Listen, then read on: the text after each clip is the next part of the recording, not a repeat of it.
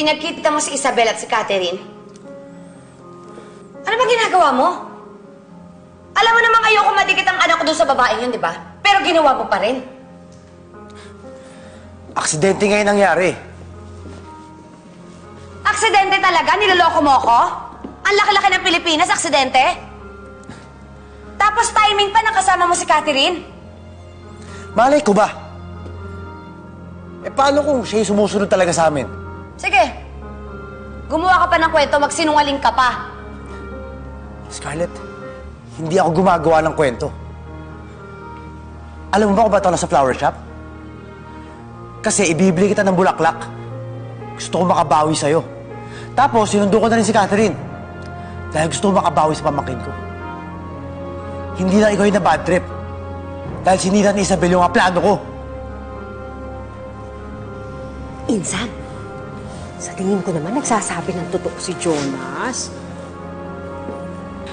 Pwede tumahimik ka. Hindi ka abogado. Hindi ka nakapasa sa bar, di ba? Kakausap.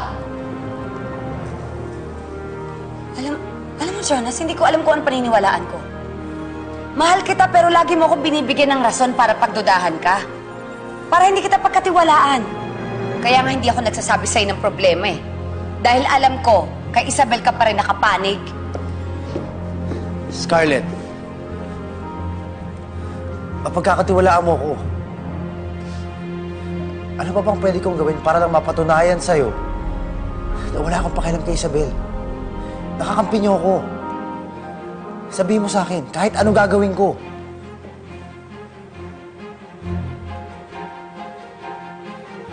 Mag-testify ka laban kay Isabel.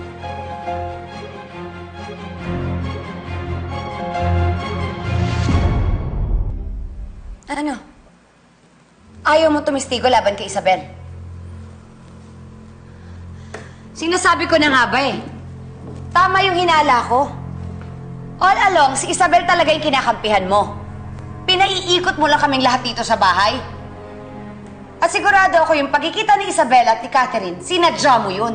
Ha? Taksil ka! Taksil ka kasi! Taksil ka! Pwede ba tama na?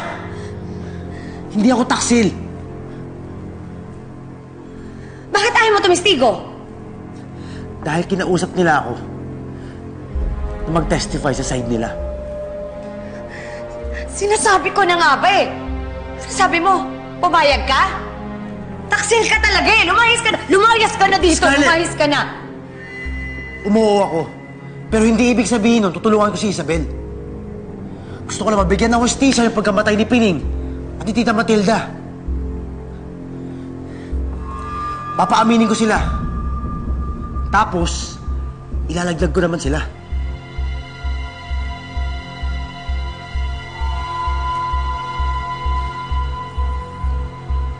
Totoo ba yung sinasabi mo, Jonas?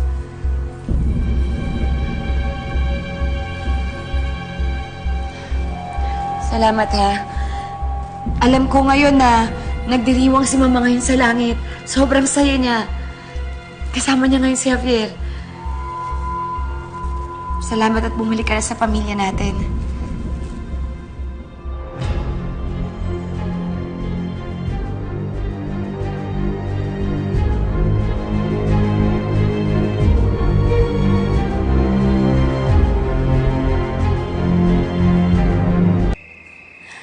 Anong akala sa akin ng Jonas na yan?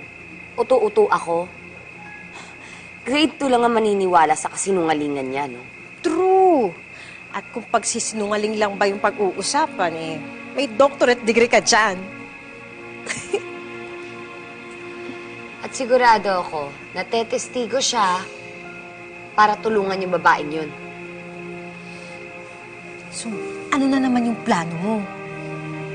Ipigilan mo siyang tumistigo? Hindi. Bahala siya. Gawin niya kung anong gusto niyang gawin.